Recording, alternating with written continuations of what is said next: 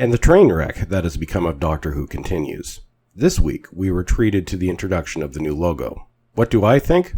It looks like something that was devised for a show aimed at 2-year-olds, and the fact that a production company was hired to come up with it beggars belief.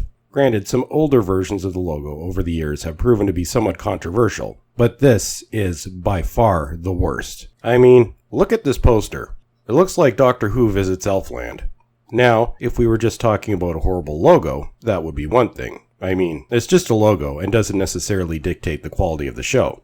But seeing as we are in the era of Chris Chibnall and the regressive BBC, there just had to be more subtext here. Yep, it appears that a secret message has been hidden in the logo. If you look closely, you'll see the H and the O actually make the Venus symbol, also known as the symbol of the female gender.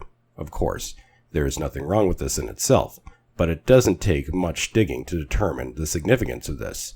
But before I proceed, here's my usual disclaimer. I don't have a problem with a gender change if it makes narrative sense, if it's done for the right reasons.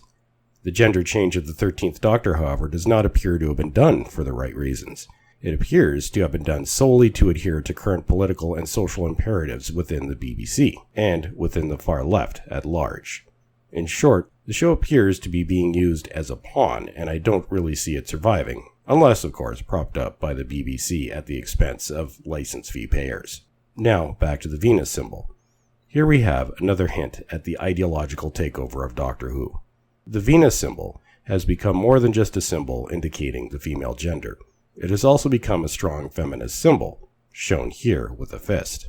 Now, Chibnall didn't go as far to put the fist in the logo, but I think the implication is clear. You might argue that, well, Chibnall is just hiding this as an Easter egg or a slight nod to the changing gender. Well, I thought that the gender was not supposed to matter, Chibnall. Also, this will likely go on to further anger about a third of Doctor Who's fanbase, you know, the part that you have turned your back on, but I'm sure we'll blame when season 11 ends in catastrophe. In some ways, I think this is just the production team giving the finger to the segment of fandom that has supported the show the longest. I doubt that the Doctor Who production team would be so brazen if they didn't have the license fee to fund the program. If they were subject to the free market, I'm sure they would not be throwing this stuff in fans' and former fans' faces. This new logo is a joke, even without the subtext.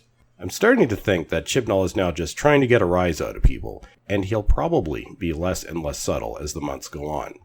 I'm convinced he is now trying to antagonize fandom. How else do you explain things like the misguided choices that led to this costume, or the choices that led to this logo? And that is everything for today. Just a short video this time. So as always, everyone, thank you for watching, and have a great day.